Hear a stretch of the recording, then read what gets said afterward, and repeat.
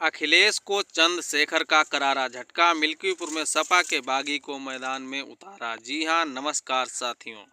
मिल्कीपुर की सियासी लड़ाई दिलचस्प होती दिख रही है। आजाद समाज पार्टी के मुखिया चंद्रशेखर ने यहां से सपा के बागी सूरज चौधरी को टिकट देकर मुकाबले को त्रिकोणीय बना दिया है। मिल्कीपुर में अब तक बीजेपी बनाम सपा के बीच मुकाबला दिख रहा था, लेकिन ऐन मौके पर चंद्रशेखर आजाद ने यहां से उम्मीदवार उतारकर मुकाबले को त्रिकोणीय बना दिया है। वहीं बता दें आपको, चंद्रशेखर ने मिल्कीपुर से सूरज चौधरी को मैदान में उतारा है, जो समाजवादी पार्टी से बगावत कर चुनाव लड़ने जा रहे हैं। तो वहीं आपको बता दें कि भारतीय जनता पार्टी से चंद्रभान पासवान और सपा से अजीत प्रसाद चुनाव लड़ रहे हैं। ऐसे में मिल्कीपुर से आजाद समाज पार्टी के टिकट पर चुनाव लड़ रहे सूरज चौधरी सपाई रहे हैं। एक समय वह अवधेश प्रसाद के करीब थे, लेकिन अब अपने 500 समर्थकों के संग आजाद समाज पार्टी में शामिल हो गए हैं। वह मिल्कीपुर से सपा के सिंबल पर चुनाव लड़ना चाहते थे, लेकिन टिकट नहीं मिला। इसके बाद सपा छोड़कर वह चंद्रशेखर के साथ खड़े दिख रहे हैं।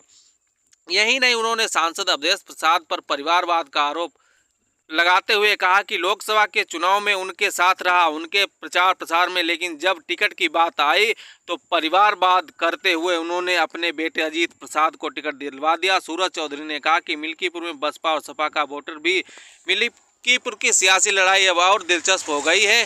कांग्रेस और बसपा यहां से चुनाव नहीं लड़ रही है। अभी तक यहां मुकाबला सपा बनाम बीजेपी का था, लेकिन आजाद समाज पार्टी के प्रत्याशी के मैदान में आने से त्रिकोणीय लड़ाई देखने को मिलेगी।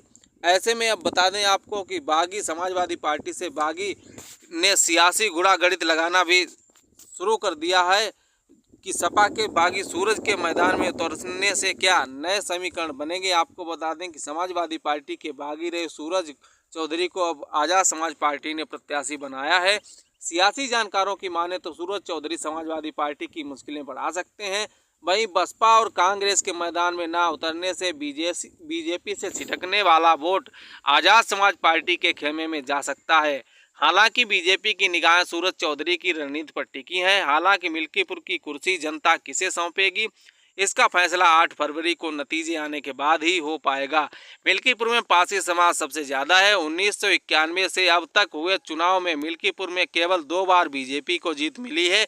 यहाँ 55,000 पारसी तो 1,20,000 अन्य दलित, कोरी व अन्य हैं। इसके अलावा 55,000 यादव वोटर हैं, ब्राह्मण 60,000, ठाकुर 20,000 और ओबीसी 50,000